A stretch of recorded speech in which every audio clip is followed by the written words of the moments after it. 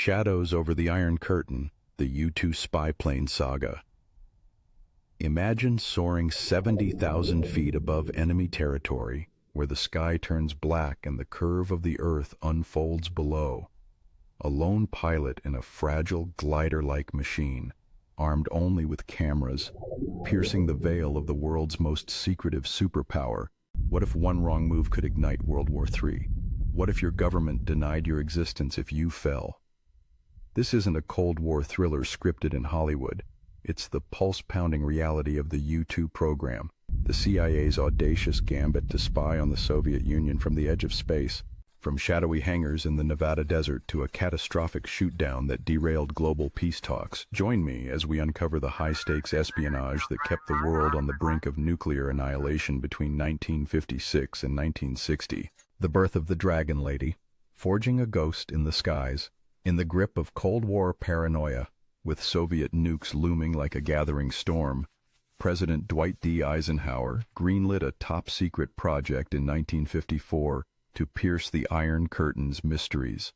The CIA, desperate for intel on hidden missile sites and bomber fleets, turned to Lockheed's legendary engineer Clarence Kelly Johnson and his skunkworks team. In a mere 8 months, they birthed the U-2, nicknamed the Dragon Lady for its temperamental handling, a sleek, high-altitude reconnaissance beast with wings spanning 80 feet, capable of flying 3,000 miles non-stop at altitudes where no Soviet fighter or missile could touch it, or so they thought. Testing began in the scorching isolation of Groom Lake, Nevada, better known as Area 51, where the first prototype lifted off on August 1, 1955, piloted by Tony Levier. 10. Sensational twist. The plane was so light and finicky that early flights saw engines flame out mid-air, forcing pilots to glide back from the brink of disaster. Pilots donned pressurized suits like astronauts carrying cyanide capsules, later upgraded to sexy toxin-tipped needles hidden in silver dollars for a quick exit if captured, a grim reminder that they flew as deniable civilians, ghosts in the machine of espionage.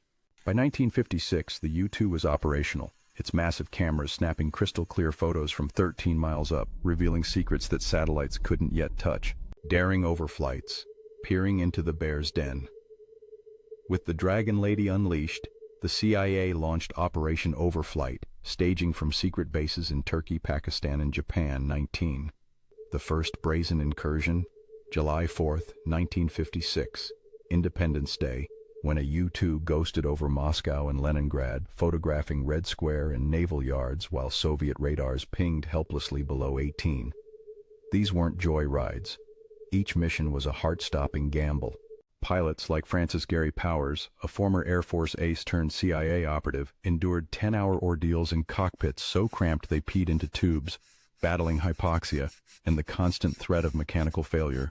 Thrilling examples abound. In 1957, U-2s exposed Soviet nuclear complexes at Tomsk and Novosibirsk, capturing images of plutonium plants and ICBM pads that debunked the missile gap myth. One pilot recounted a near miss when his plane iced up at altitude, plummeting thousands of feet before recovery. The Soviets knew. They protested vaguely but lacked proof, their MiGs clawing futilely at the sky. Yet tension mounted. Khrushchev raged privately, vowing revenge. By 1960, over 20 deep penetration flights had mapped the USSR's underbelly, but the noose was tightening with advanced S-75 missiles lurking in the shadows. 11. If these edge-of-your-seat tales of covert skies and hidden dangers have you hooked, consider subscribing to my YouTube channel. It's where I unravel more untold histories with exclusive insights that bring the past roaring to life. The fateful flight, May Day. Mayhem May 1, 1960, International Workers' Day in the USSR, dawned with ominous irony. Powers, the program's most seasoned pilot with over 500 U-2 hours, lifted off from Peshawar, Pakistan, in a glitchy bird dubbed Article 360-20, mission Grand Slam, a coast-to-coast sprint photographing Baikonur Cosmodrome and Chelyabinsk 65, the plutonium heart of Soviet nukes, en route to Norway. 19. 4 hours in, deep over Sverdlovsk, an orange flash erupted. A Soviet SAM detonated nearby, shredding the tail and wing. The plane spun wildly, G-forces pinning Powers as he fought the canopy. In a desperate bid, he bailed out at 15,000 feet, parachuting into enemy hands while wreckage rained down. Captured by villagers and KGB, Powers ditched his poison pin, hoping for rescue that never came. The plane's self-destruct failed, handing the Soviets intact cameras, film, and proof of America's aerial trespass. 18. Eerie detail.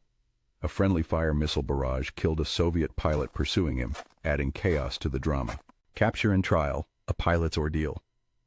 Whisked to Moscow's infamous Lubyanka prison, Powers endured grueling interrogations, his cover as a weather pilot crumbling under mountains of evidence. In a spectacle trial broadcast worldwide, he was convicted of espionage on his 31st birthday, sentenced to 10 years, 3 in prison, 7 in labor camps, 19. Locked in Vladimir prison, he bonded with a Latvian cellmate, Zigurd, trading stories amid the clank of iron bars. Back home, the CIA scrambled with a botched cover story, a NASA weather plane strayed off course. But Khrushchev's triumphant reveal, Powers alive, wreckage on display, exposed the lie. Humiliating Eisenhower, fallout, shattered summits, and Cold War chills, the incident exploded like a diplomatic nuke. The Paris summit, poised for détente on arms in Berlin, collapsed in fury. Khrushchev storming out, rescinding Eisenhower's Moscow invite. 19. Global outrage ensued. Protests in Japan torched U.S. bases. Pakistan quaked under Soviet threats of nuclear retaliation. 19. The U-2 program, once invincible, accelerated the shift to satellites like Corona. Powers was swapped in 1962 for Soviet spy Rudolf Abel on Berlin's Glienicke Bridge, a spy thriller climax in the fog. Yet the Dragon Lady flew on, her legacy a testament to the razor edge of espionage. But what other Cold War shadows lurk untold? Did the U-2's secrets spark even deadlier confrontations? If this high-flying saga left you breathless, craving more revelations from history's hidden vaults, subscribe to my YouTube channel now. We've got endless enigmas to chase. Hit that button and soar into the unknown with me.